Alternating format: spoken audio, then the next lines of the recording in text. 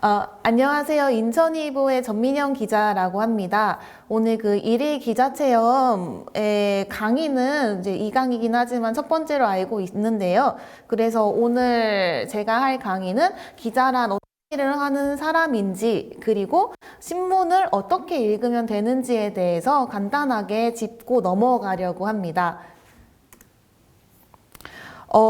기자란 누구인가에 대해서 먼저 좀 전달을 하려고 하는데요. 아마 기자가 어떤 일을 하는 사람인지에 대해서 아마 친구들이 가장 궁금해할 것 같아요. 제가 이제 기자에 대한 사전적인 정의를 가져오기는 했는데, 우리 주변에서 일어나는 각종 사고, 사건, 그리고 이제 소식들에 대해서 일반인들, 그러니까 기자가 아닌 시민들에게 신속하게 알려주는 역할을 하는 게 기자입니다. 너무도 잘 알고 있겠지만 그게 기자라는 직업이고요. 기자가 다양하게 구분이 돼요. 뭐 매체에 따라서, 그리고 하는 업무에 따라서, 그리고 어떤 분야에 따라서 많이 구분이 되는데, 매체 같은 경우는 뭐 방송을 하는 방송 기자냐, 그리고 저처럼 신문사에서 일을 하는 신문 기자냐, 그리고 뭐 주간지나 월간지처럼 잡지에서 일하는 잡지사 기자냐에 따라서 이제 기자가 나눠지고요. 업무에 따라서 같은 신문사나 같은 방송국 안에서 일을 하더라도 우리가 흔히 아는 이제 아이템을 발제를 하고 취재를 하고 기사를 쓰는 기자들을 취재 기자라고 하고, 취재 기자들이 써온 기사를 이제 받아서 지면에다가 이 판에다가 얹어서 제목을 뽑는 기자들을 편집 기자라고 합니다. 그리고 현장을 다니면서 사진을 찍어서 또 그 이제 현장을 전달하는 역할을 하는 게 사진 기자이고요. 이거는 이제 담당하는 업무에 따라서 이렇게 구분을 하고요. 특수하게 이제 가끔 전문적으로 맡고 있는 분야들이 있어요. 이게 아무래도 전공자가 아니면 이해하기 힘든 부분들, 이런 분야들을 전문적으로 맡고 있는 곳들이 있는데, 주로 뭐 스포츠나 연예, 그리고 특히 의학 전문 기자들이 의사를 이제 주업으로 하는 의사들이 이제 겸업으로 의학 기자를 해가지고 쉽게끔 어떤 이야기들을 전달하는 경우들이 많습니다. 이렇게 분야에 따라서는 뭐 스포츠, 연예, 의학 이렇게 전문 분야를 나눠가지고도 구분을 할 수 있습니다. 기자의 하루를 궁금해하는 친구들이 있을 것 같아서 제가 어떻게 하루를 지내는지에 대해서 간략하게 적어봤어요. 저는 인천이보 사회부에 소속된 사회부 기자로서 이런 하루를 살고 있는데, 일단은 9시 출근 전에 오전 8시쯤에 밤사이에 일어났던 사건, 사고들을 체크를 하고, 뭐 특이한 사고나 사건이 있었다 싶으면은 소방본부나 경찰서에다가 전화를 이제 취재를 해가지고 이제 발생 기사를 올리고요. 오전 9시에 본격적으로 업무가 시작될 때는 각 출입처로 출근을 합니다. 담당하고 있는 기관 중에 기자들이 기사를 쓸 수 있도록 마련된 기자실이 있다면 그곳으로 출근을 하고, 혹은 그날 일정에 따라서 현장을 가야 하면 현장으로 가기도 하고, 기자회견이 있으면 기자회견으로 가기도 하고, 이렇게 오전 시간에 9시에 맞춰서 이제 출근을 해서 취재를 하고 보도자료 처리를 하고 오전 시간을 보내고요. 저희가 이제 점심시간 같은 경우는 뭐 남들과 똑같이 12시에 시작을 하기는 하는데, 기자의 점심은 사실 이게 온전하게 쉬는 시간은 또 아니에요. 이때 취재원이라고 하는 우리가 이제 아이템을 얻고 취재를 할 수 있는 사람들을 만나서 뭐 간단하게 식사를 하면서 이런저런 이제 동향도 듣고 업계 이야기도 듣고 그동안 궁금했던 것들을 질문할 수 있는 시간이 또 점심시간이기 때문에, 이때 또 이제 취재원들과 약속을 잡아서 얼마나 이렇게 부지런히 떨어서 만나느냐에 따라서 기사의 아이템의 질이 또 달라지기도 하고요. 이렇게 바쁘게, 굉장히 숨가쁘게 점심까지 먹고 나면은 1시 반에 출고 계획이라는 걸 올리는데, 이거는 취재 기자들이 오늘 지면에 제가 이러이러한 기사를 쓰겠습니다 라고 회사에 보고하는 시간입니다. 이렇게 출고 계획을 올리고 난 다음에는 한 4시 반 정도까지는 내가 오늘 쓰는 기사에 대해서 이제 취재를 하면서 기사를 쓰고, 이 시간을 반복을 하고요. 그 다음에 기사를 올린 다음에 이제 내가 올린 기사를 누군가 봐줄 사람이 필요하긴 할 거잖아요. 그거를 이제 저희는 전문 용어로 데스킹이라고 하는데, 이제 각 부서의 부서장이 데스킹을 보는 시간 동안 다음날 어떤 걸 쓸지 아이템을 찾고 이제 취재 계획을 올리고요. 데스킹까지 확인이 되면은 그 다음에 한 6시쯤에 퇴근을 합니다. 그래서 이렇게 하루를 딱 사는 걸 봤을 때 사실 기자가 하는 일은 굉장히 간단해요. 우리가 사는 사회에 어떤 이슈거리 아이템을 찾아내고 그 찾아낸 아이템에 대해서 취재를 하고 기사를 작성하는 일. 딱 이 정도가 기자가 하는 일이라고 보면 됩니다.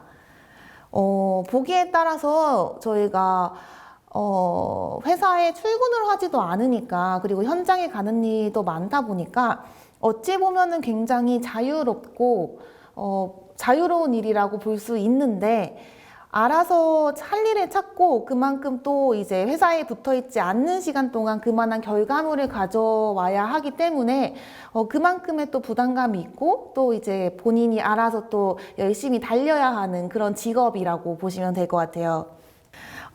이 부분은 내가 왜 기자가 되었는가에 대해서 짧게 설명을 하려고 하는데요. 2021년에 저희가 이제 기자 체험 학교를 운영을 했을 때 학생 친구들이 이제 현직 기자들한테 가장 궁금해 했던 부분이 왜 기자가 되었나요? 이 부분이었대요. 그래가지고 저도 이번에 그 질문을 듣고 내가 왜 기자를 되려고 했을까 다시 한번 생각을 해봤어요. 이게 약간 꼬리에 꼬리를 물고 올라갔는데, 저는 이제 중학생 때부터 뭔가 다른 사람을 돕고 사회를 약간 조금 더 좋게 만들 수 있는 사람이 되고 싶다라는 생각을 항상 했던 것 같아요. 우리 사회에 굉장히 부조리함도 많고 부정함도 있고 잘못된 제도들이 있는데, 그것들에 대해서 지적을 하고 그게 조금 더 좋게 바뀌어서 사회적인 약자들이 도움을 조금 더 받을 수 있다면 내가 내 인생이 조금은 피곤해도 될 것 같다라는 생각을 하면서 컸던 것 같고, 그게 이제 아무래도 그런 생각이 있다 보니까 언론사의 기자가 돼야겠다라고 생각을 했던 것 같습니다. 나의 성향이 뭔가 우리 사회를 조금 더 좋게 만들고 싶고, 사회적인 약자한테 도움이 되고 싶고, 그런 삶을 살면은 보람찰 것 같다라는 생각을 하는 친구들이 있다면 기자를 한번 염두에 두는 것도 적성에 잘 맞을 것 같아요. 기사는 어떤 종류가 있고, 그리고 또 어떤 성격들로 구분이 되는지에 대해서 간략하게 알아보려고 합니다. 일단 신문은 기사로 구성이 되는데, 기사는 크게 이 4가지로 볼 수가 있어요. 발제 기사, 보도 자료, 그리고 인터뷰 기사, 사진 기사. 크게는 4가지고요. 물론 지면이 광고나 만화, 사설 이런 다른 콘텐츠들이 굉장히 많기는 한데, 딱 기사의 종류만 놓고 봤을 때는 이 4가지로 구분을 할 수 있습니다. 가장 먼저 알아볼 기사는 보도자료인데요. 보도자료란 이제 기업이나 기관에서 어떤 사업이나 사건을 홍보하기 위해서 보내는 자료예요.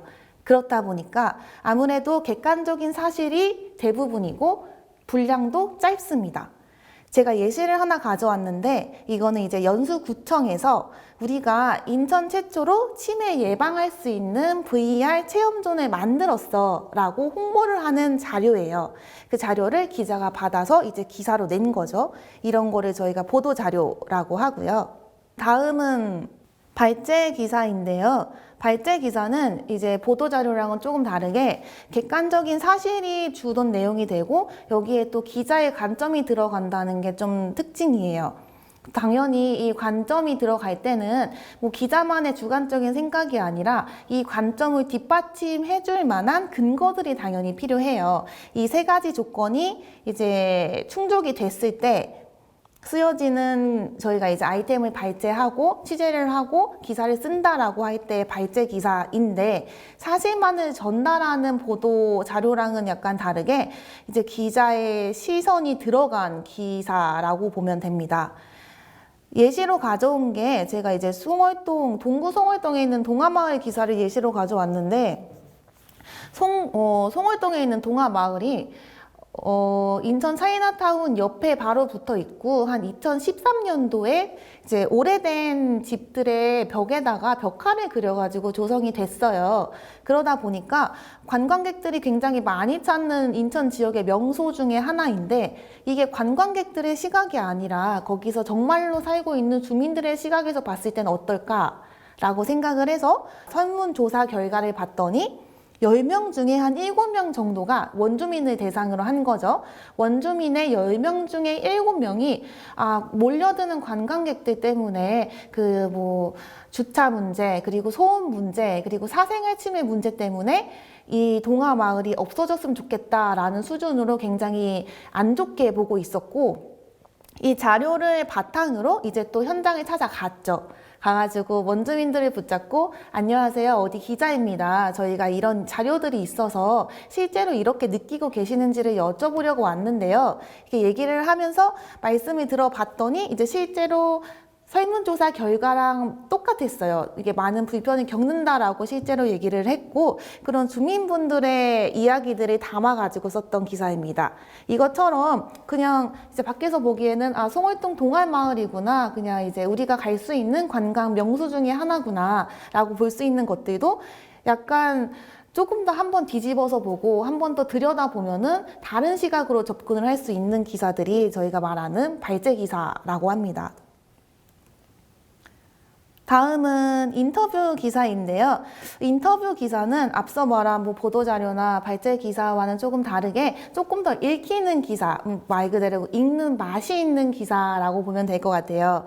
이 기사는 인터뷰어를 직접 만나서 그 사람이 살아온 삶이나 그 사람이 하고 있는 사업, 그리고 업적에 대해서 직접적으로 듣고 스토리텔링식으로 그 사람에 대한 이야기를 전달하는 그런 기사입니다. 그렇다 보니까 아무래도 조금 더 부드럽게 사례 중심으로 쓸 수 있고, 사람들이 읽을 때 조금 더 끊기는 감 없이 술술 읽을 수 있는 그런 장점이 있어요.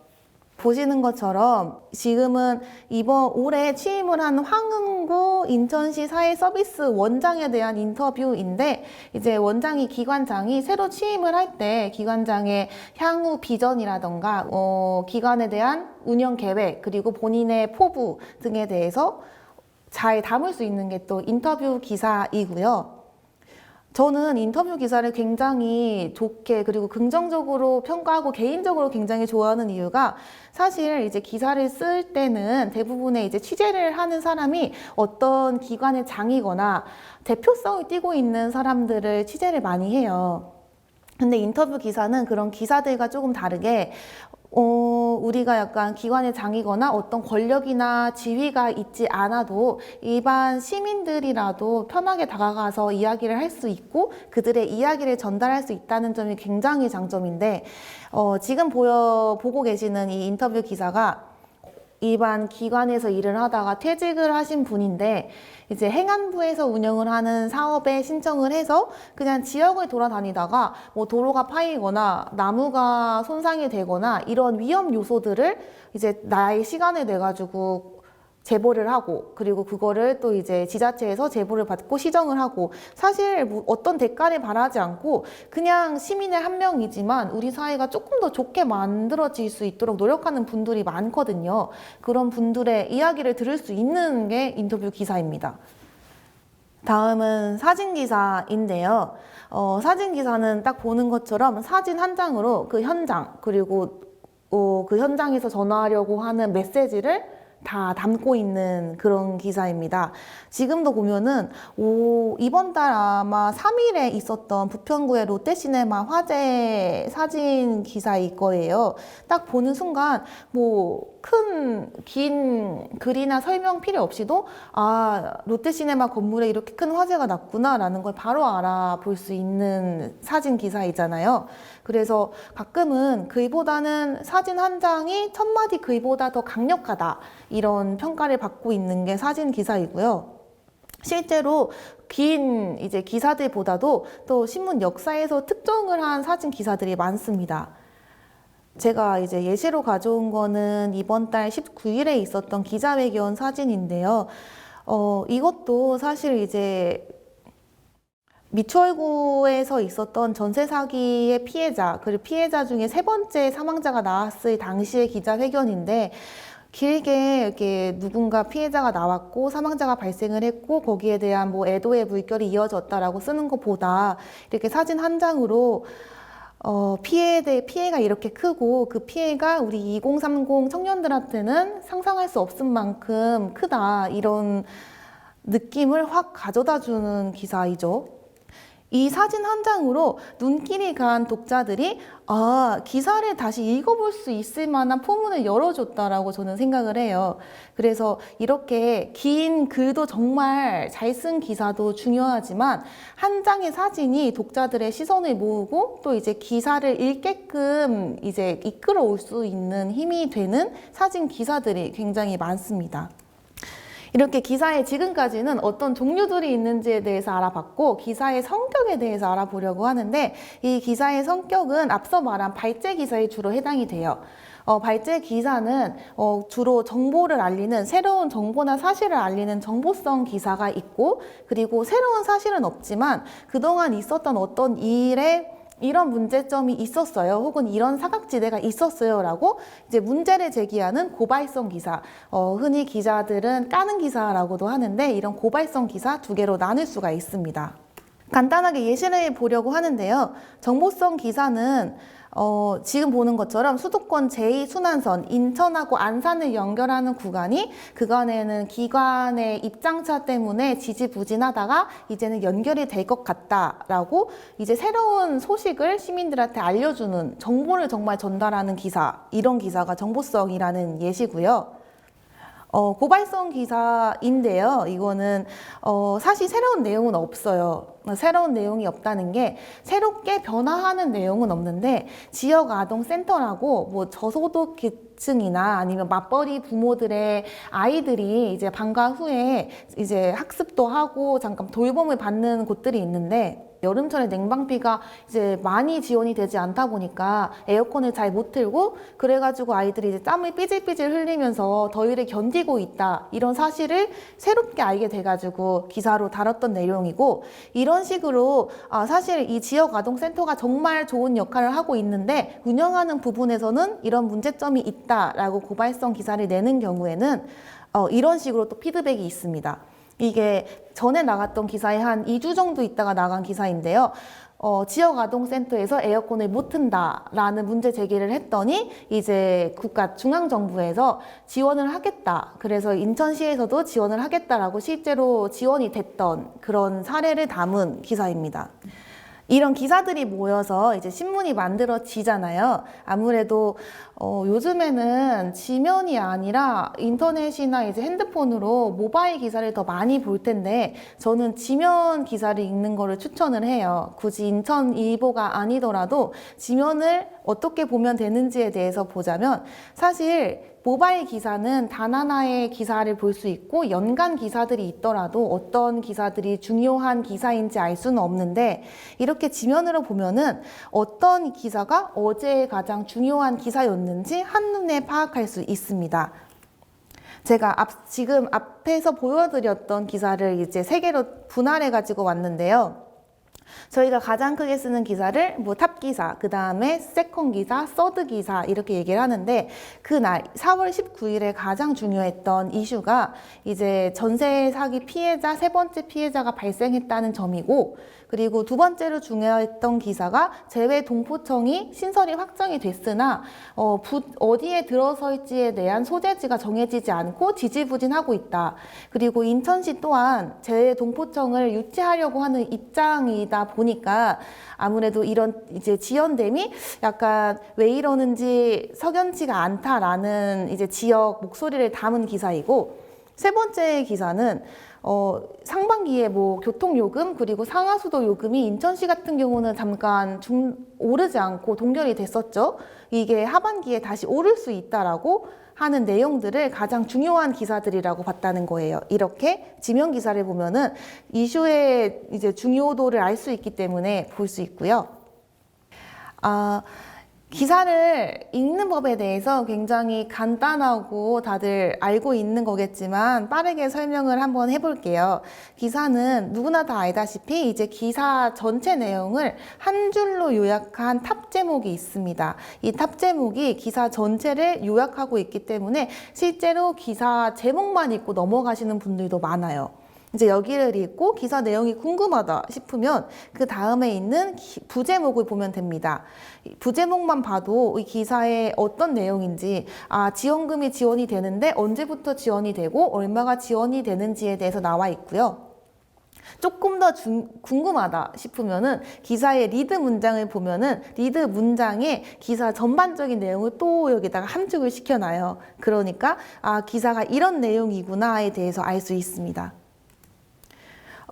그리고 기사를 보는 시각에 대해서도 한 가지를 좀 알려드리고 싶은데, 그리고 같은 사안이나 같은 현장, 그리고 같은 브리핑을 보더라도 다른 기사가 나올 수 있어요. 그거는 기자가 어떤 시각을 가지고 접근하느냐에 따라서 조금씩 다른데, 제가 예시로 가져온 게 작년 11월에 있었던 인천 북부 종합 발전 계획에 대한 기사예요. 그 당시에 이제 아라뱃길 위쪽으로 북부권을 발전하겠다고 유정복 인천시장이 브리핑을 했고, 왼쪽 기사 같은 경우는 그 개발 계획에 대한 사실관계를 중점적으로 보도를 했고, 오른쪽 기사의 경우는 실현 가능성에 대해서 의문을 제기를 했습니다. 어떻게 다른지에 대해서 간단한 이제 그 성격을 보여주는 문장을 제가 한두 개씩 갖고 왔는데요. 왼쪽 같은 경우는 이제 북부 지역의 대중교통망도 확충을 하겠다. 그리고 수도권 매립지에 대해서도 활용을 하겠다. 이런 이제 전체적인 그냥 사업 계획에 대해서 얘기를 했다면, 오른쪽에 있었던 이제 의문을 제기했던 기사는 이제 교통망 확충은 예산 확보가 선제돼야 되고, 수도권 매립지를 활용하기 위해서는 매립지 소유권이랑 매립지 관리공사에 대한 권한을 환경부에서 인천시가 넘겨받아야 하는데, 그 과정들이 사실 인천시의 의지만으로는 좀 어려운 부분들이 있거든요. 그게 중앙정부랑 다른 이제 지자체랑 협의가 돼야 되는 부분이기 때문에 이게 선제될 수가 있느냐에 대해서 이제 의문을 제기한 기사입니다. 이렇게 같은 브리핑을 놓고도 다른 시각으로 접근을 해서 다르게 볼 수 있다는 거죠. 그래서 혹시 이제 친구들이 조금 더 기사를 효율적으로 읽고 이제 영양가 있게 읽고 싶다면 기사를 비판하면서 한번 봤으면 좋겠어요. 어떤 기자가 시각을 가지고 쭉 써내려간 기사이기는 하지만 이게 이 관점이 아니라 다른 관점으로도 볼 수 있지 않을까라는 생각을 하면서 약간 나만의 시각을 가지고 접근을 해보고 이런 부분이 있지 않을까라고 의문점을 가지면서 기사를 조금 읽어보면은 나중에 기자가 되고자 하는 친구들한테는 굉장히 큰 도움이 될 것 같습니다. 네. 이상 인천이부의 전민영 기자였고요. 들어주셔서 정말 감사합니다.